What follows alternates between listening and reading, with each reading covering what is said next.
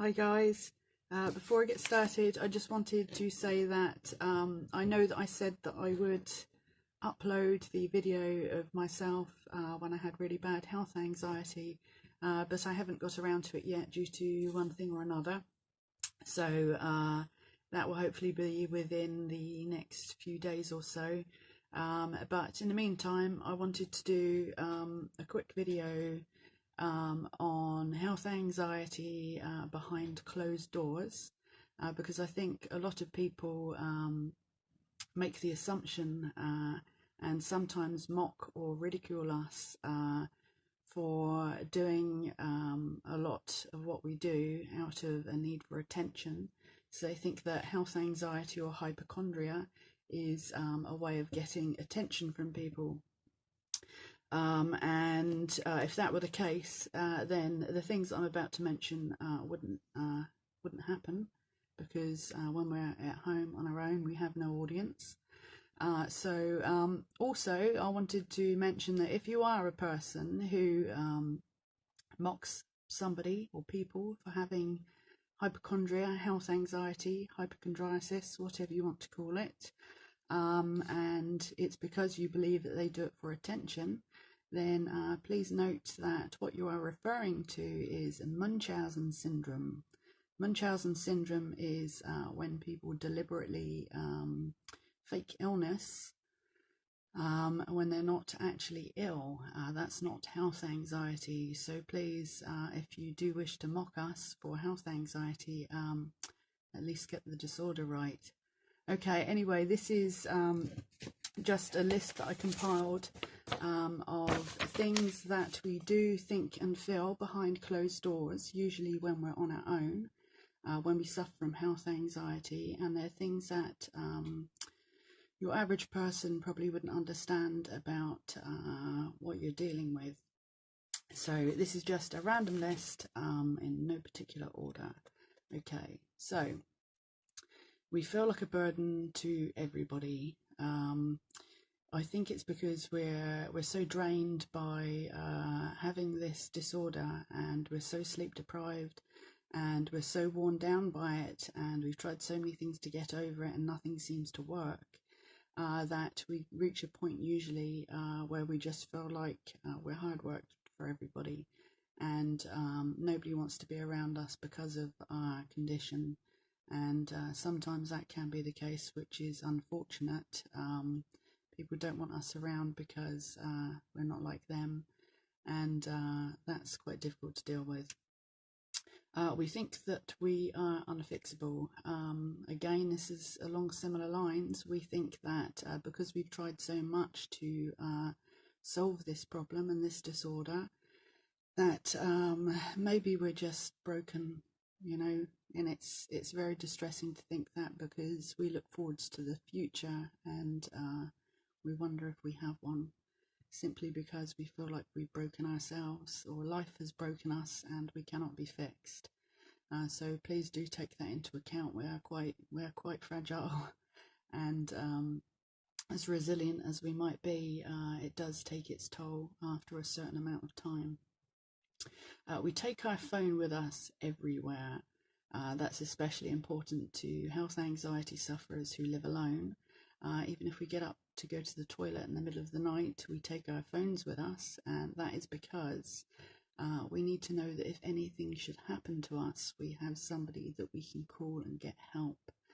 It's very scary, especially when you live on your own, to have nobody that you can run to for help. So the only form of help we have is our mobile phone to get help. So you might think it's unusual behaviour needing to take the phone to the toilet, but understand that we're doing it for a reason and for our own safety. We read the warnings on medications, so those little leaflets that come with medications that most people don't even look at. We tend to study, and just as a precaution, so that we know that the medication's safe, but after reading the medication warnings, we're too afraid to take the medication, and that becomes a battle in itself. This is probably a little bit grim for some people, but we examine everything that comes out of our bodies. That doesn't sound pleasant and isn't pleasant, but we do it because we are constantly stuck in a need to monitor ourselves to make sure that we're okay.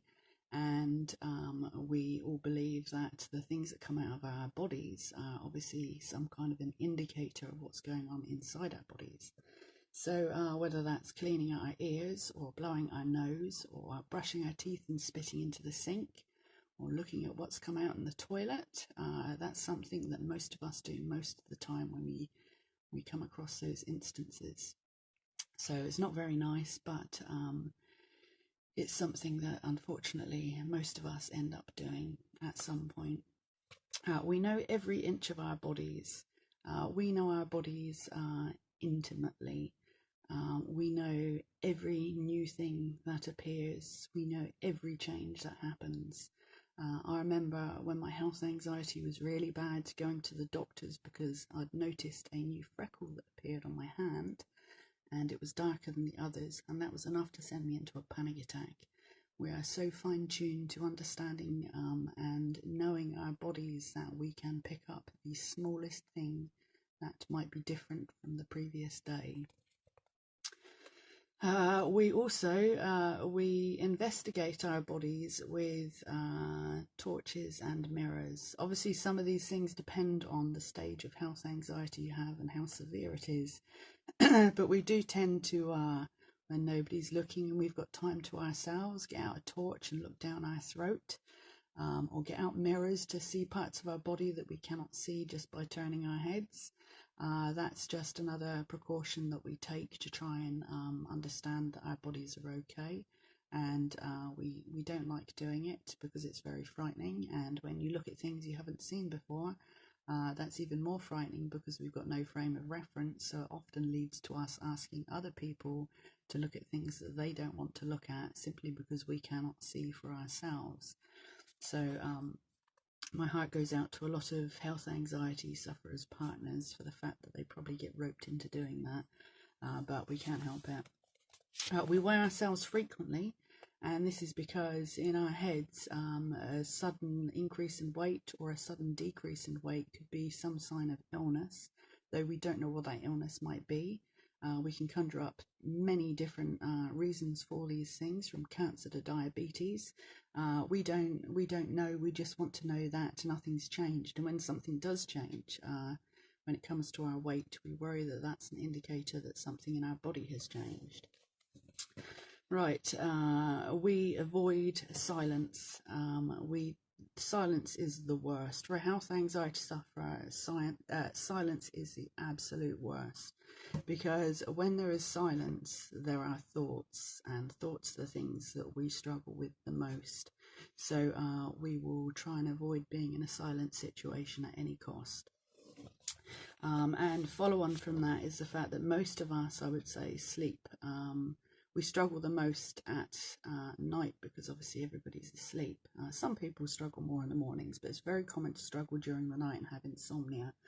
And I think a lot of us cope with that by putting on music or TV right the way through the night, so that we've always got a distraction to stop our thoughts from kicking in.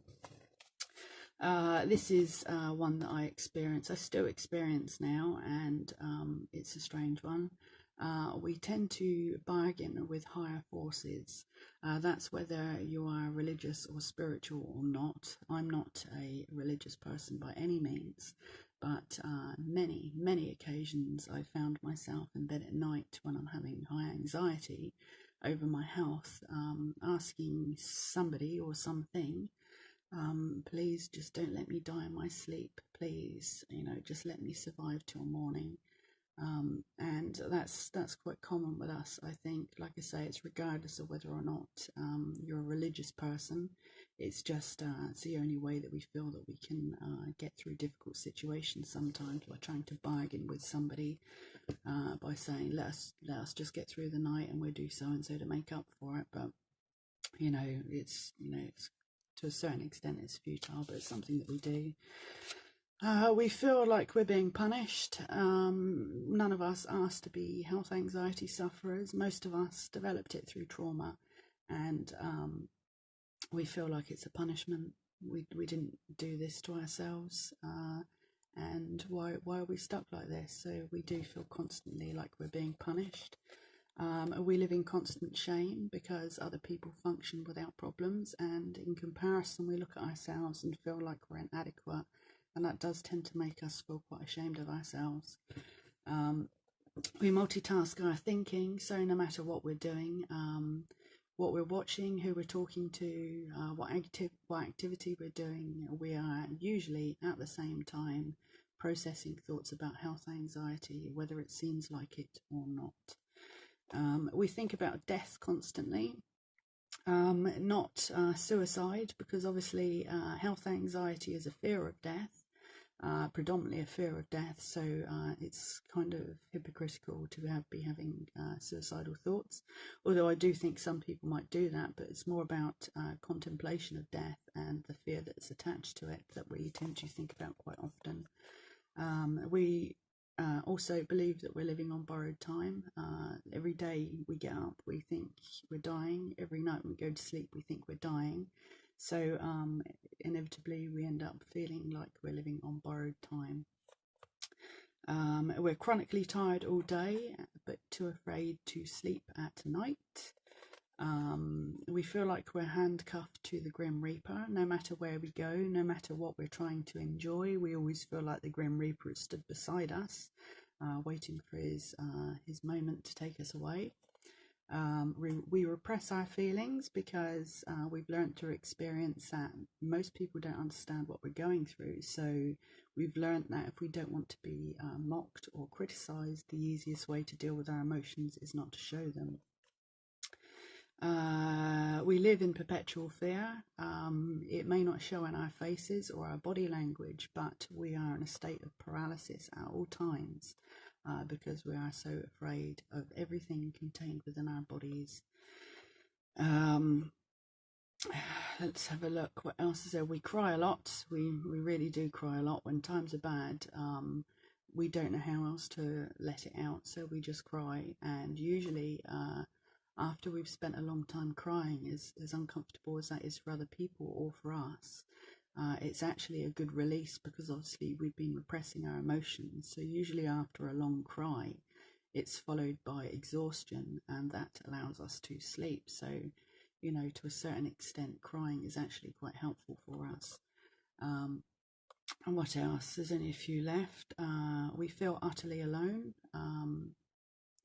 That's just the default setting for health anxiety sufferers. It's a very personal disorder, and it's contained primarily within our bodies and our minds. So, you know, we're going to feel alone, and no matter how many people are around us or how many people we have as a support network, I think that will probably remain the same.